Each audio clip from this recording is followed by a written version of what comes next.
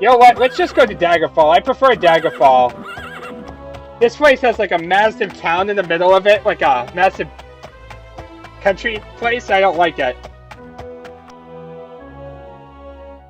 Like, let's go back here because she needs help anyway. So we head back to Daggerfall. We can do a lot more.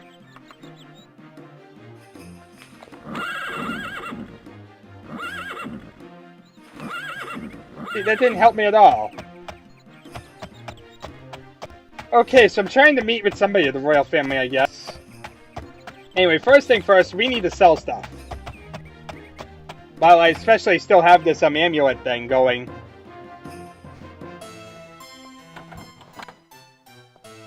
Seems like as long as I don't remove it, it's fine.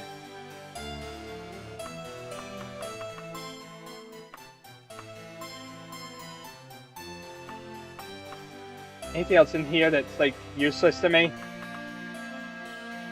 Well, I could sell this random amulet that does nothing.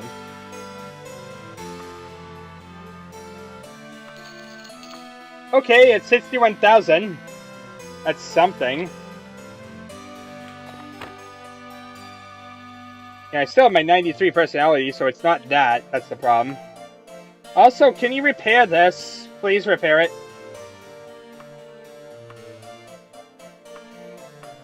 You cannot repair magical items.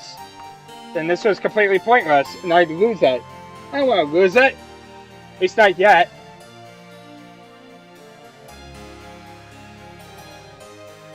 Okay, and while we're here... horses. And books. In fact, what book is this? The Real Berenza Part 3? A Dubious Tale of the Crystal Tower? Okay, let's buy this one.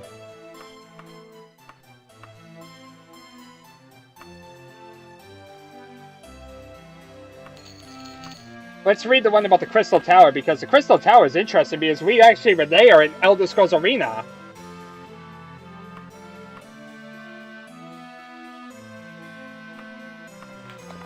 Dubious Tale of the Crystal Tower.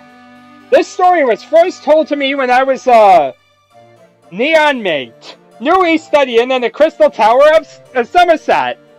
Like I said, this is probably one of the most relevant because, you know, we actually have seen the Crystal Tower. So yeah, what books have we actually read in this game? I know for a fact that we read, what book did we read in Privateer's Hold? I forget. I'm going to have to look back actually and see where we read, because I know we read one book and then we kind of lost that book and we're going to have to find it again. But other than that, I forget what exactly we ended up reading. Yeah. I know we read something. And then we had, like, that torturous play, which we have to kind of read the whole thing of. So, yeah. I have a lot of books to read. So this is the Crystal Tower of Somerset, which, if you remember from Elder Scrolls Arena, was, I think the 5th piece of Staff of Chaos? And yeah, it was the one where it had that massive bestiary, and where a lot of things started changing. It was where the game basically started adding a lot of the enemies that we started seeing later in the game. It was the first time that we ever saw a fire demon, the first time we ever saw a stone golem officially, and the first time we ever saw Medusa. Yeah, so there was a lot of stuff, like, first times in there, and it was all that massive bestiary. I was admiring the famous animal pens of the temple of the tower when I was approached by an older student. The fellow who told me this tale seemed very trustworthy at first, but, as the reader will soon discover, the tale is very dubious indeed. Of course, I have told it since to other neonates of the tower in the same spirit.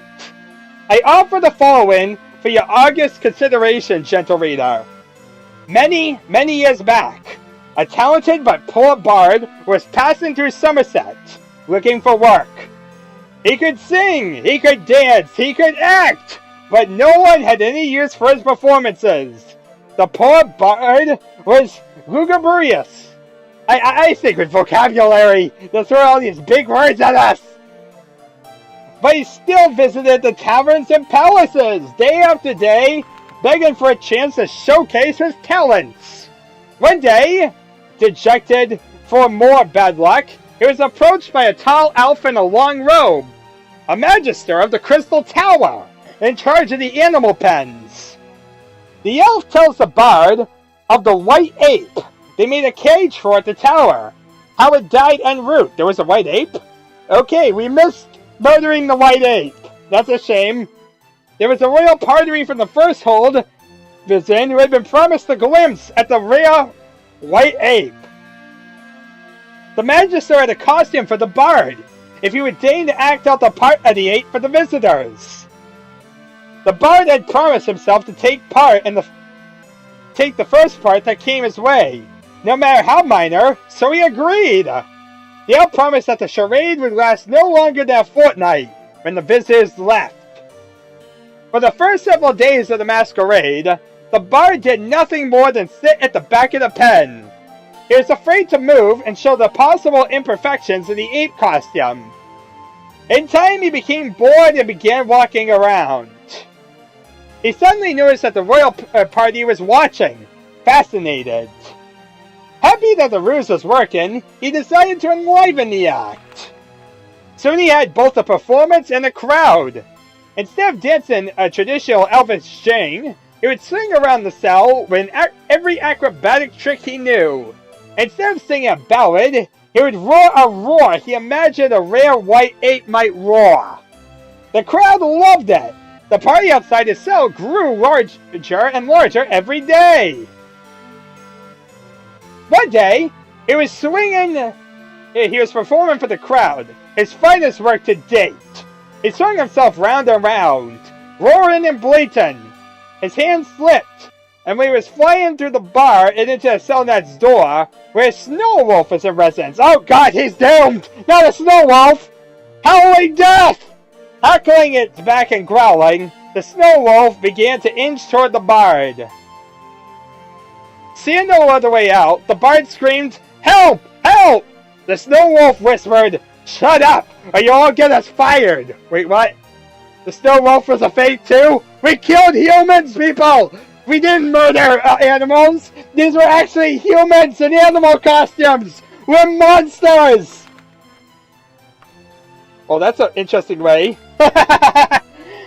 That's the most interesting way to end it ever. So, basically what we're being told here is that potentially the things that we murdered in the Crystal Tower were actually animals. Yeah! Well, that's interesting. So, Howling Death was actually a random dude in a suit. Why does this not sound surprising with Ricky? Like, he would easily get the two confused and believe it to be a real thing. And panic and murder everything in a 10-year vicinity. But yeah. Oh, and we can enter a new page. Well, that was weird. I could enter a new page. 6! I just entered a new page in this for some reason. Okay, how much would the book sell for? Like, am I getting my money back? Look at that! I basically get my money back for selling it! Hooray for good personality! I'm basically getting about the same what I sold it for. Okay, so it's not that bad to actually buy stuff. Because we have high personality, so it's a good time to do it all. Okay, what's this one? Abuki. That's Sentinel. We were just at Wayrest, right? Yep, Wayrest, which is a bit lower in the list. So we should head down this list a little bit, and we shall see this letter I can sell. Unless, of course, it does absolutely nothing. Okay. Throw the letter on the wagon!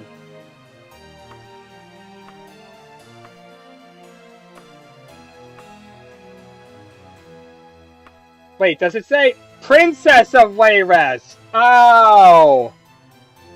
Oh, okay. I read the wrong note. Why does that not surprise me either? But yeah, that explains now why exactly we had so many problems figuring all this out. Okay, so let's buy more stuff. What else do we have on here? Found out a bit interesting stuff about the Crystal Tower. The Sage by Atherius Goth. Okay. Another book. Like I said, eventually we gotta start getting like the same books over and over. So we might as well start reading some of them. So that's what this part's going to be kind of about. It's reading some of the lore books that I said I wasn't going to be reading. At least the ones that aren't like parters. If I can find the other parts, it'll be fine. But otherwise, it's like, yeah. Lots of pages. The Sage.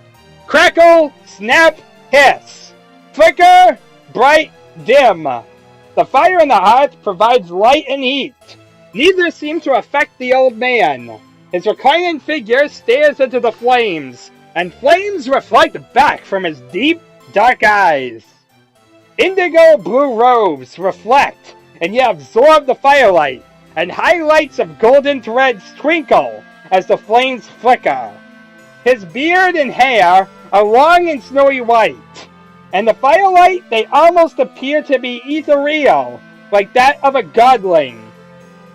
At his side is a tall pointed hat, which is the same color as his robe, and also twinkles with highlights of gold. The face is lined with age, yet almost appears youthful. Wisdom and intellect exude from his personage.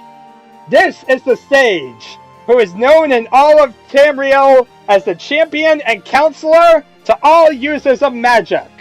His thoughts wander, and he remembers. He is the Watcher, the ones who watches all of us and makes sure that planets do not collide. Gyrin Vardegroot was born to a poor and humble Breton family in the village of Moongard. The only child of Frida and Horstel Vardengrate, and they have weird names in this one, entered life during a rare eclipse of Tamriel's moons. It was soon apparent that he was unusually gifted in the magical arts. He was found levitating the family dog when he was only a year old. Most friends have a great talent for magic, but as he grew, Gyrin displayed a talent far greater than that of his peers. The village wizard began to take an interest in young Gyron, and soon took him under his wing. In spite of the young man's proclivities for being rowdy, the old wizard Gundingler liked him, and worked hard to teach him the magical arts to the extent of his own skills. Finally, the day came when Gundingler could teach Gyrin no more. The young mage had surpassed his master, and he was somewhat unsettled with the apprentice mage's questions about life, death, and immortality. Gundingler called Gyrin to him and gave him a letter addressed to Morklader, the guild magister of the Mages Guild in Shornhelm. The young mage told his parents of his fortune, packed his meager belongings, and set out for the journey to Shornhelm. After many months of travel to the foothills of the Carillion Mountains, Gyrin arrived at the gates to the great city-state of Shornhelm, high in the mountainous terrain of High Rock. After the life of a quiet Breton village, Shornhelm was a wonder to Gyrin. He explored the city from one end to the other, and eventually found the Mages Guild. Presenting Gundingler's letter to Morklader, Gyrin was received warmly. Morklader explained to Gyrin that he would need to be tested before any commitment to further training could be made. After a night of rest and meditation, Gyrin was shown the main hall of the Mages Guild, which was now filled with magic users of all kinds. It was very quiet. The young mage felt as if his heart was in his throat as he approached the Council of Three, the leaders of the mages in the city-state. Morklader rose, explained to Gyrin the various tests he would be subjected to. to prove his worth as a mage. The youth then turned and left the council chamber, the eyes of the many mages on him, and went forth to complete the task that had been defined for him. Hooray, other people do quests besides me! Returning to Schoenhelm several years later, Gyron was admitted to the Mages Guild, and shown to the council chamber, where he was met by Morklater. The ancient mage reviewed the journal entries, the artifacts gathered, and most especially the spellbook entries presented to him by Gyron. An expression of amazement spread across the old wizard's face.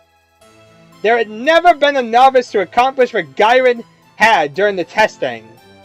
Morklater then called a full session of the guild, presenting Gyron as a full wizard. Gyron remained with Morklater for several years, and studied hard. In private sessions several years after the testing, Morklater admitted to Gyron that the guild at Schoenhelm could teach him no more, and that he should seek further enlightenment at the Crystal Tower on Somerset Isle. What's it about Crystal Tower being like the central theme of all this? It's like we're getting all brought back to Crystal Tower, and that's how all of this is being tied together. The Crystal Tower is the answer all along! We were there! Why didn't we know it? After packing his possessions once again, Gyron set out on another long journey. He arrived at the Crystal Tower several years later, after having traversed the province of Hammerfell, where he had many adventures, met any other mages with them. But yeah, one thing that is good about having played the Elder Scrolls Arena first, is that we know exactly what the Crystal Tower is. Hearing stories of wonderful plants, that when combined with other elements, could restore life to those dead, prolong life to those yet living, and the proper combination, bestow immortality on the user. Gyron was always quick to advise and guide mages who were less experienced than himself. He loved being able to help. He made many friends, and stories began to spread across the land about his exceptional user of magic. When he entered the Crystal Tower, he was greeted by several mages, all clamoring for his attention. His reputation had preceded him. However, the crowd hushed and parted at the arrival of a very imposing figure, dressed in all indigo blue robes trimmed with gold, wearing a high pointed hat, and carrying the most beautifully carved staff Gyron had ever seen. The Elder to the Council of Wizards. Eslandier looked closely at the young wizard, nodded, and turned back into the chamber. Without delay, Gyron followed him. The audience that followed stunned the young mage. Eslandier explained to him that Gyron's coming had been foretold for many years, and that he had been expected. The mages had been told by the gods that one of their own was to come along to provide guidance, knowledge, and aid. Gyron was that promised champion and leader. Gyron was confused and uncertain. How could he be such an extraordinary person? What must he do to fulfill his destiny?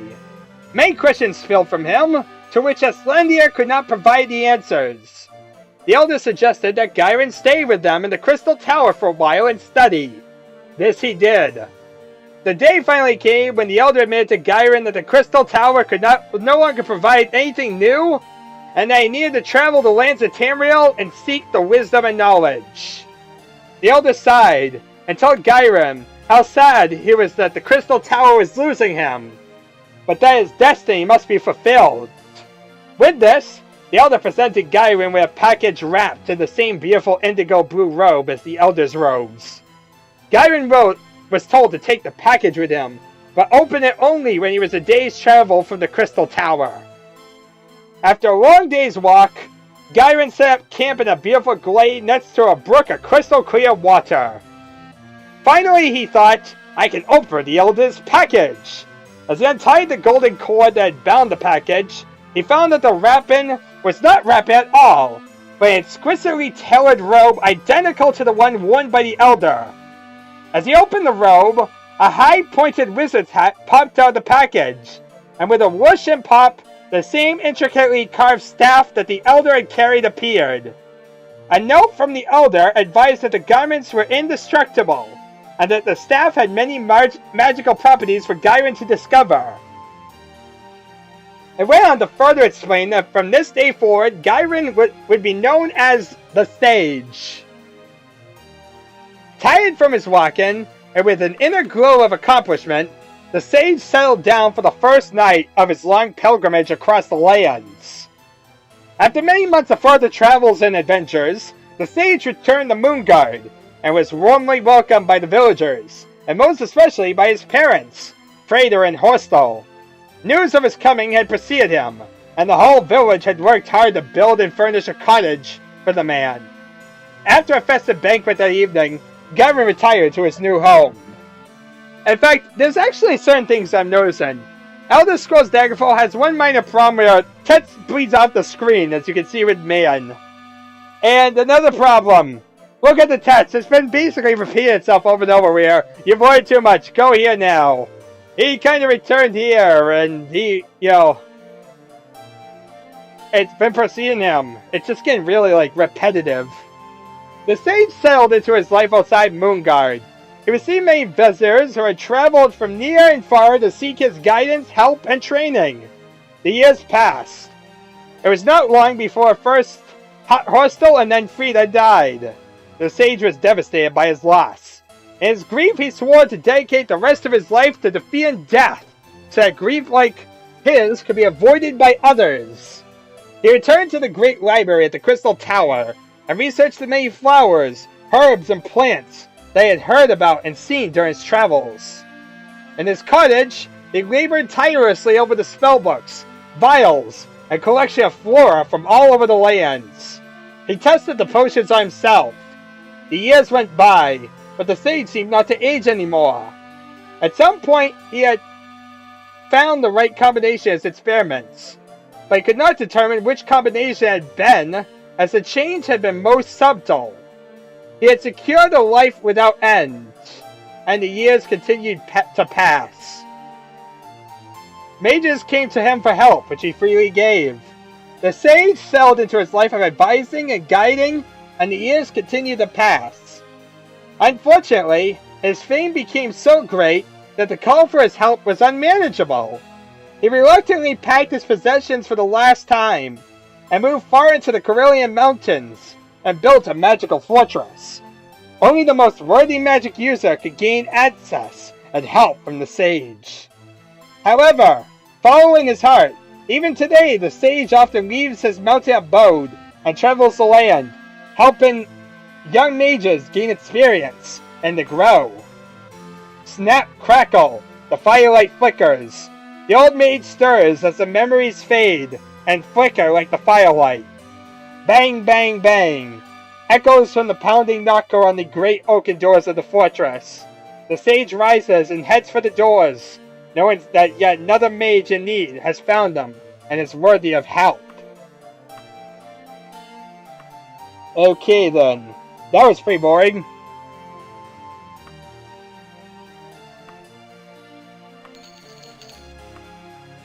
There we are. Sold it back to him. Books.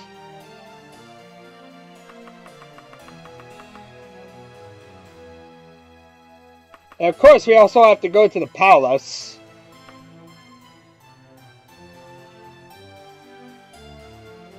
Now, the real Barinzia story thingy, there's only 2 other parts, so we need to find those first. Brief History of the Empire Part 2. The Light and Dark. I do be a sister of the Crystal Tower again. So if you like that one, there it is again. The Light and the Dark.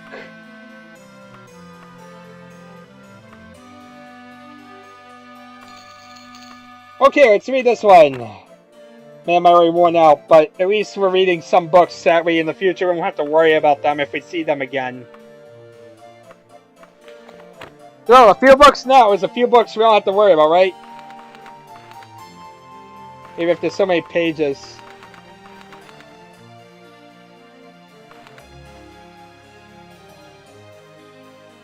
Yes, children! Actually, that's the other one, is that one where there was that story with the grandma or something reading it that was all about, that orc dude. We're gonna have to remember what that one was called, because I forget. I'll have to look back in my videos and see afterwards. Yes, children! It is no accident that the land of Tamriel has been called the Arena. Oh, look!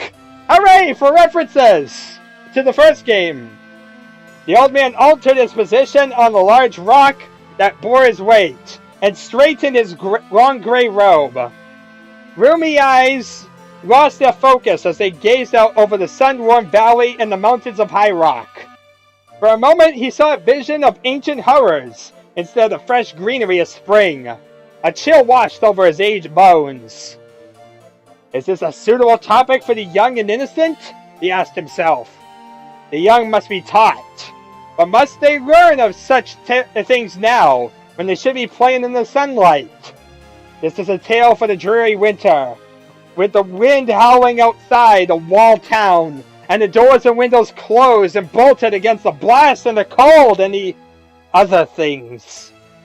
He glanced with affection at his two grandchildren, the little tow-headed boy with a hint of mischief dancing in his eyes, even on those rare occasions when sinned quietly, and his older sister, a serene lass, the old man thought. Her hair is like a dark flame, and her slightly pointed ears were the only obvious signs of elven blood.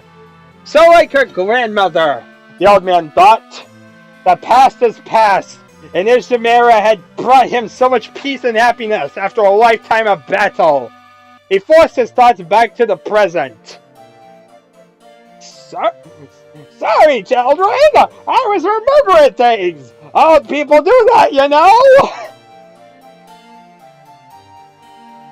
Are you going to tell us the story of Jagathard and the Emperor? And the Eternal Champion? His grandson asked. That's my favorite! That wasn't my favorite! Please, don't tell that tale again! No! No! Not that one! That was a horrific story! Not exactly, son. They were a part of it in a way. As are Eric and Morgan and Edward and Raymond and many others. Even the gods play a part. This is a far older story, and even the priests won't tell it my way. They have their own interpretations and their fears as well. I'm too old, and I've seen too much to have any fear left, except that our people will forget. And forgetting is dangerous. So I and a few others carry this tale and try to spread it among the younger generations. You aren't really old enough to understand it all, but I can feel that my end is not far off. I must ask you to remember anyway. In a few years, perhaps, if I still live, we can discuss it again. In a few years? Wait, what? Why? Will you try to imprint it in the head every day? No, I'm going to tell you a story now. Remember it, in a few years we're going to come back to it. There'll be a quiz on this. If not, well, you must seek out others who know and compare notes. You talk as if you're going to die, Granther! His daughter spoke up. That can't happen! You'll live forever! Chuckling, I'm afraid not, dear. I have a little while left. Enough for the story. And after the story, he died. The end. The children sat back against the bole of a large oak, knowing that the old man could not be hurried. Leaning forward, he began. Long, long ago, in a galaxy far away, there used to be a time when blockbuster movies used to be the big thing, and I got to watch Star Wars for a cheap amount of money. Oh wait, wrong story. Before there were any people at all, even before the gods, Tamriel was chosen as a battleground by two things. Wait, you'd say it before this was long before there were any people at all. I thought you were saying you're supposed to remember this. You're supposed to remember this, but you're talking about time before people. Yeah. It's difficult to find words that fit them well. I call them the light and the dark. Others use different names. Good and evil, bird and serpent, order and chaos. None of these names really apply. It suffices that they are opposites and totally antithetical. Neither is really good or evil, as we know the words. They are immortal, since they do not really live. but they do exist. Even the gods and their Daedric enemies are pale reflections of the eternal conflict between them. It's as though their struggle creates energies that distort their surroundings, and these energies are so powerful that life can appear, like an entity in a stream.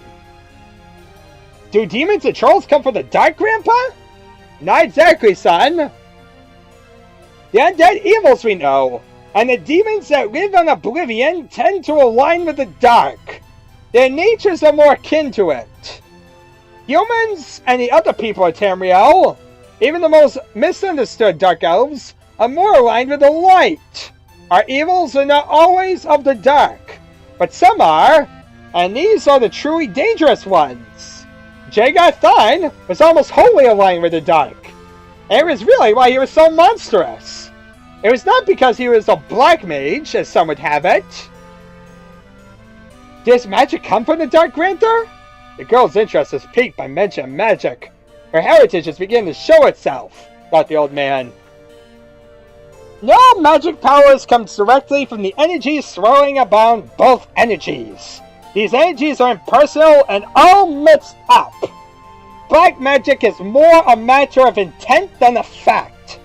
The Mages Guild holds that a fireball, say directed against a creature intent on causing harm, is not black magic. But the same spell directed at one seeking peace is. In this they are right. Destruction of a fire daedra strengthens the light, and weakens the dark just a little. In the same manner, destruction of a unicorn strengthens the dark. Okay, now please explain to me what a fire daedra is. What about the gods? Do they come from the light? The boy's eyes were animated, but tinged with apprehension. He adored stories of the gods and goddesses of Tamriel's pantheon, and the heroes who served them. The old man chuckled. The gods have an unusual origin, if some of the oldest tales are true. The oldest inhabitants of this world, no one seems to be sure what race they were, have system of myths that they believed for 1,000 years. The people of Edetta believed for so long and so well that their beliefs may, just may, have drawn upon the energies surrounding Tamriel to bring the gods themselves into being. Okay, it's only 2 more pages.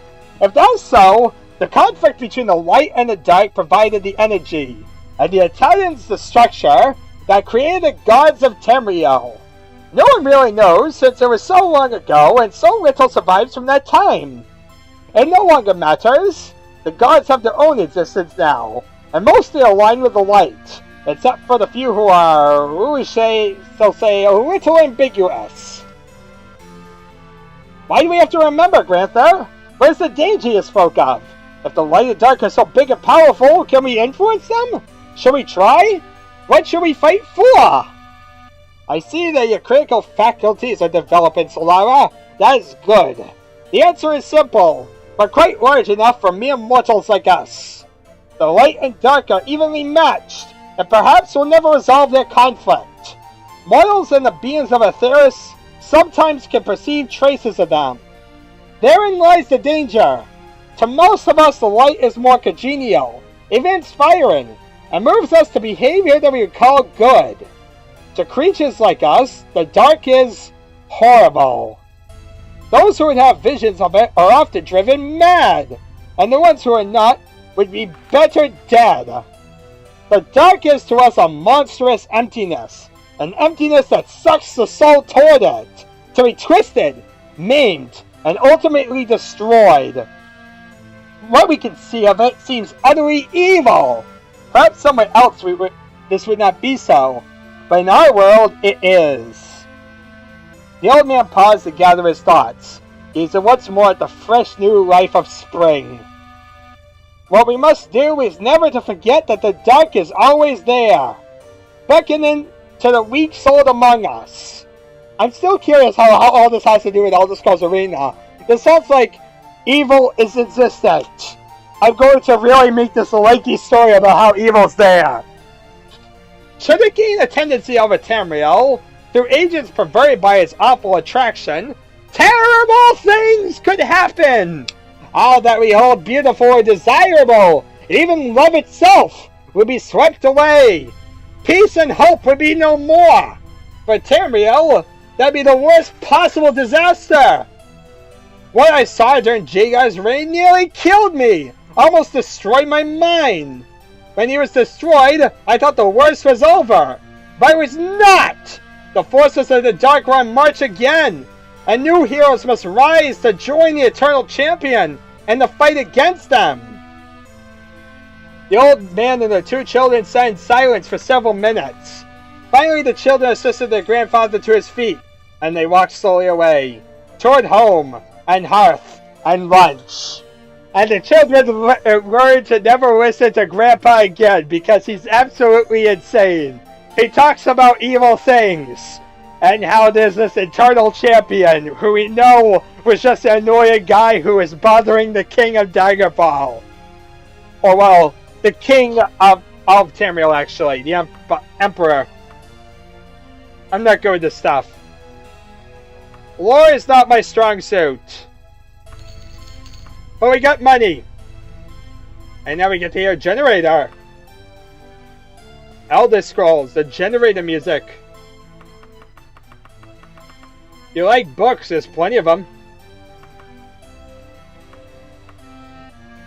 Bulls Ebony the Fourth. I want to buy that one. Actually, the one thing I do want to do is kind of head towards the Queen area. Not talk to the Queen in her palace yet. So yeah, sadly I'm going to like leave this alone for the time being, which means we're probably going to have to hunt it down later. But yeah. A young lad with the rose of way-rested boiler and sword coat appears at your side. Heads your engraved card and disappears. Oh great, we have another letter. What is it about all these letters? Somebody please stop with the letters. Wait, what? Didn't he give me a letter? I thought he gave me a letter. I think because my inventory's full. We have a problem. My inventory was full and he gave me a letter. Yeah, about that. Actually, before I get bored, I probably should sell my stuff. Let's see if we can get back to the tavern or wherever it is before... Quick to the general store before they give me a letter! Run! He's gonna give me a letter! No! Okay, that was terrifying. We almost got given a letter. We couldn't have that now, could we? Not my turf, we don't. Then again, actually, we should be able to get it. And why couldn't I sell stuff in the general store, actually? I'm moving a lot faster than I used to be able to. That's a sure. Ooh, pawn shop. I like pawn shops. I will go there.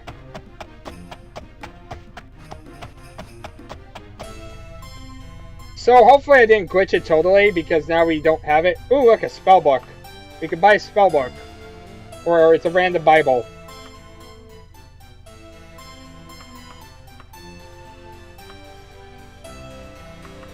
Sadly, we have a lot of books to read eventually.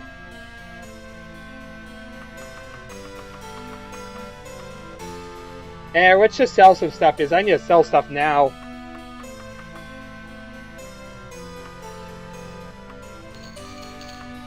Money. Sure, I have this thing. What's this book about? Oh yeah, that's the book I want. Okay, so we have more room in my inventory. I should be able to go around and not have to run around from that guy possibly giving me something. Am I not moving as fast as if I have a horse? I swear I'm moving the same speed as if I have a horse. Seriously. Am I even gaining any speed at all? I'm lost. East. We kind of also want to go north. This way. Okie dokie, north we go. Because we want to get to the palace before you know, the end of the night, because we want to see if Queenie person happens to have a mother or something. I don't know what I'm looking for. I really don't know. It's a random thing.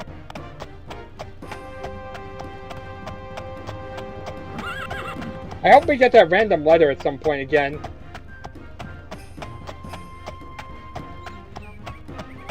But in any event, we're going to have a lot of books to read. At least this took care of like 3 of them. So yeah, we're 3 books closer to having read a bunch of books of Daggerfall. Just lumber your way there, horsey.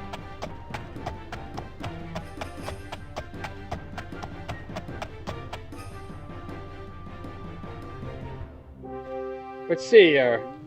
Yes, I agree. Let's see here. Who is of lower tier who I can talk to? Not the Jester. Not this random knight.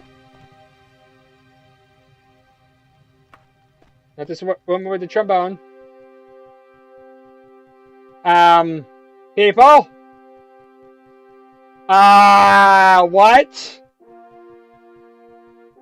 Hooray! We have found the person who caused the game to crash. That's brilliant. That's brilliant. Daggerfall, good job. I'm proud of you. Every day you crash like that. Does he guess now we have to go to the town again? So much for no insufficient base memory based things like Arena had. God. Like insufficient base memories all over again. Okay, so lesson is we need a save scum because stuff like that happens. Error 116, whatever that means. Probably if we actually could figure out what that error meant, it probably would say insufficient base memory. Like, I really get the feeling it would tell me insufficient base memory. An engraved card. He gave me an engraved card. Let me make sure I have this engraved card on me somewhere. See, where's my engraved card? He gave me an engraved card that disappears. Like, what does that mean? What does this mean? What's the point of that? He gives me an engraved card, but I can't see it. I'm guessing it just says, come here.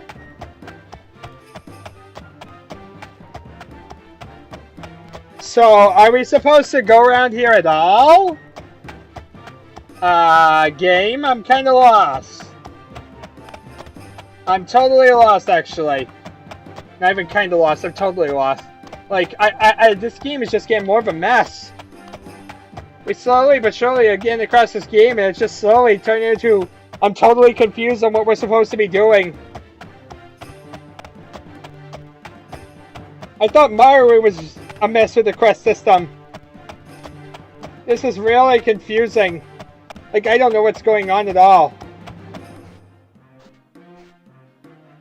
I seriously am lost at this point. I don't think we've gained any progress at all, plot-wise. And we tried talking to this guy and he gave me an error.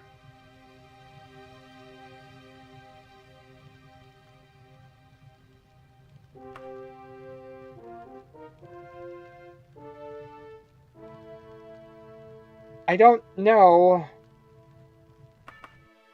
Okay, so that doesn't seem to be the guy. I'm trying to find the person that we're supposed to be talking to of a lower status. Or is that even like just flavor text, not actually something we're supposed to do? I don't even know anymore. I really don't know anymore, people.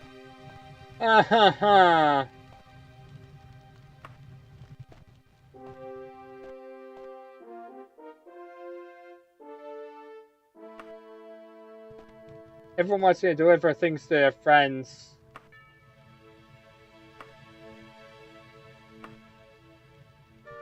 Okay, where's your mother? Where's your mother? Who's your mummy? Who's your mummy? Where's your mommy? Okay, I'm trying to find his mother. We need an old haggard woman.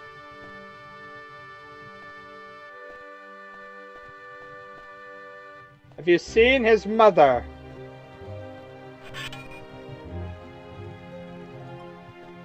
Dang it, she might be actually the owner of a different place. In which case, where do we go? Couldn't I just, like, ask where your mom is? Apparently not in Daggerfall terms. Of course, now we need to go back to Wayrest. And, well, I'm not exactly giving anything that would make it clear that if I don't do this, I would not forget. Like, see, this is all I've been giving. Fine, I have to go all the way back to Wayrest. Because I don't know otherwise how I'm going to remember this. So I need to go here just to see this.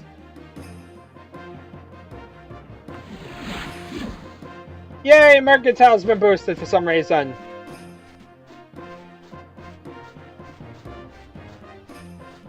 Okay, let's get through this town. I just want to get to this place and then we're stopping for the night, I think. Just as I'm worn out from all this. It's been too much, people. Too much going to places and stuff. Where's the stupid palace so I can get out of this stupid place? You're a stupid person. Tell me the way to this stupid place. I shall ride a horse there. Breaky lumbers on a slow-moving horse, aimlessly moving across the land. He shall be there eventually! As long as we don't see error 113 again. I tell you, if this game starts throwing insufficient base memories at me again. Oh, joy. You! Where is this place? North. Okie dokie. Through the random alleyways of these streets.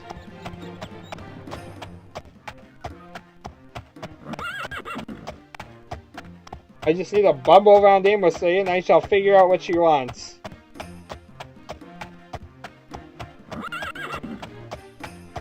Lots of trees! Okay, there we go. There's the freaking palace. Let's get in there, find out what she wants, and actually shut off this playthrough. God. Get me out of here. Horse. Get foot. Disappear into my sack. Yep, I'm carrying the horse. That definitely doesn't cramp things at all. I was trying to actually talk to people, but then you sent for me. Like, you really didn't allow me to do anything at all? Why'd you send for me? You gave me a card? Was my time wasted? Like, why did I come all the way back here? Why did I come all the way back here?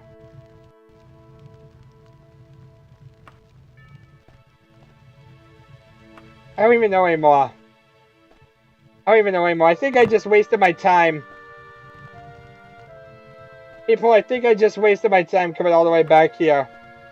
I think it was a glitch that it basically was supposed to be what she gave me the first time. And it freaked out at me. Great. I also don't know what I'm even supposed to be doing.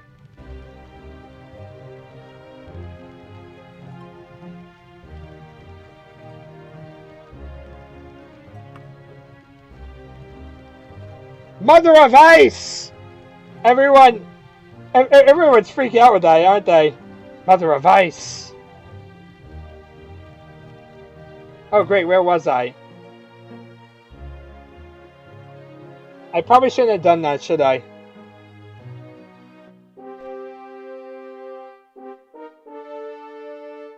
Was this before or after I went to the place?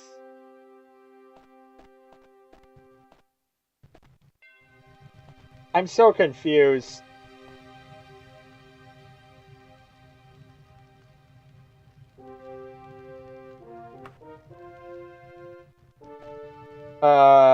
Drummer boy? Dang dude? Let's see here. What have I done? What have I done? I have a sword. What have I done? No, what have I done? I still have my weaponry. This is before all that. So you can basically say, going to this palace is a waste of time. I hate this game. I hate this freaking game. And it just keeps making itself worse. Spend time. Brilliant. Oh, now we have to go across this land again. Seriously, why do they keep giving me this little system? Okay, at least you get to listen to the arena theme. It's sad when I'm getting nostalgic for a terrible game. But seriously, this game is making me miss that one. However ridiculous sounding that is. We want to go northeast-ish.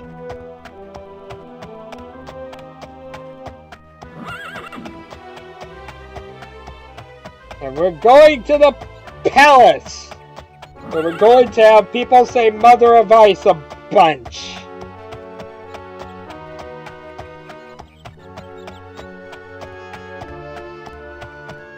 Seriously, I don't know what we accomplished. But, sure.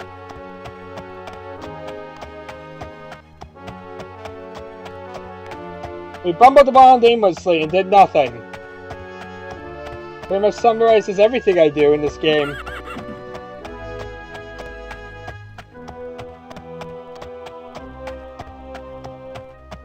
Okay, I think actually I might go east. Then we could jump over this thing. Listen to the sounds of horses glitching. That's always a great sight to hear. You up the hedge! Horse. Because this isn't annoying at all.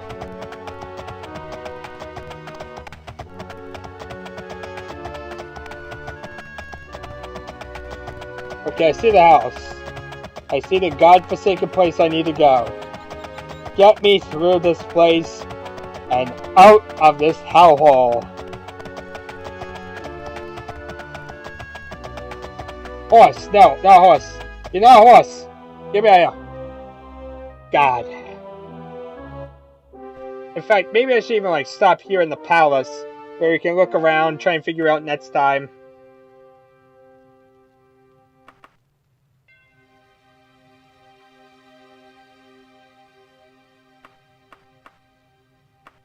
Like I said, I really don't have any idea what I'm doing. I really hope I'm doing something substantial. I really don't know. It feels like I'm bumbling around aimlessly and kind of just going without any clue of what I'm doing. I guess that's kind of part of the fun, but at the same time, it's making it so I don't even know if I'm completing anything. I don't even know if I'm just wasting a bunch of time to a randomized quest that you just generate in this world, and I'm doing nothing, actually. Might be the most fruitless thing ever. Anyway, well then, mine. This has been painful torture. My God, get me out of here. Yeah. Well then, mine. Thank you very much all for watching. I shall see you all next time.